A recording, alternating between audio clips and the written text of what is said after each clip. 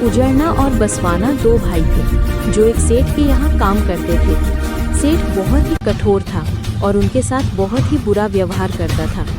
वो उन्हें समय पर पैसा नहीं देता था और उन्हें बहुत ही परेशान करता था। एक दिन दिवाली का त्योहार आया और बसवाना ने सेठ से कहा कि उसे कुछ पैसे चाहिए, लेकिन सेठ ने उसे पैसे नहीं दिए और उसका पैसा भी रोक लिया। मुझे कुछ बसवाना ने अपने भाई उजड़ना से कहा कि वो घर चला जाए, वो खुद ही सेठ के यहाँ काम करेगा। उजड़ना घर चला गया और बसवाना सेठ के यहाँ काम करने लगा।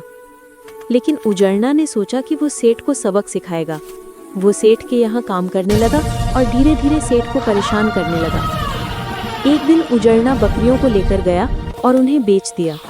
उसने बकरियों का खाल लेकर आया और उसमें भूसा भरकर पेड़ पर लटका दिया। जब सेठ ने पूछा कि बकरियां कहाँ हैं, तो उजड़ना ने कहा कि वे भाग गई हैं। सेठ ने उजड़ना पर गुस्सा किया और कहा कि वे बकरियों को ढूंढ कर लाए। उजड़ना ने कहा कि वे कोशिश करेगा, लेकिन सेठ को पता नहीं चला कि बकरियां कहाँ हैं। कुछ दिनों बाद उजड़ना ने सेठ को बताया कि बकरियां मर गई हैं। सेठ ने उजड़ना को सभी बकरियों को दफनाने का आदेश दिया। उजड़ना ने सभी बकरियों को दफना दिया। एक दिन सेठ का बेटा शौचालय गया और उसने देखा कि बकरियों का खाल पेड़ पर लटका हुआ है। उसने अपने पिता को बताया कि बकरियों का खाल पेड़ पर लटका हुआ है।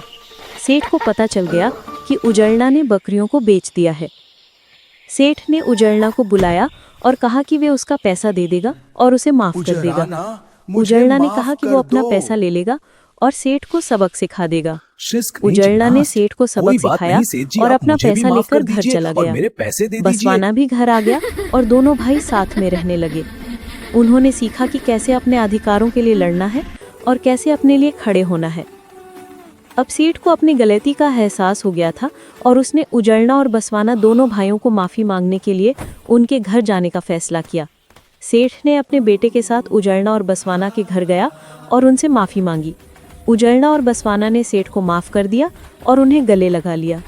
इसके बाद सेठ ने उजड़ना और बसवाना को उचित पैसा दिया और उन्हें अपने यहाँ काम करने के लिए कहा। उजड़ना और बसवाना ने सेठ के यहाँ काम करना शुरू कर दिया और दोनों भाई खुशी खुशी रहने लगे।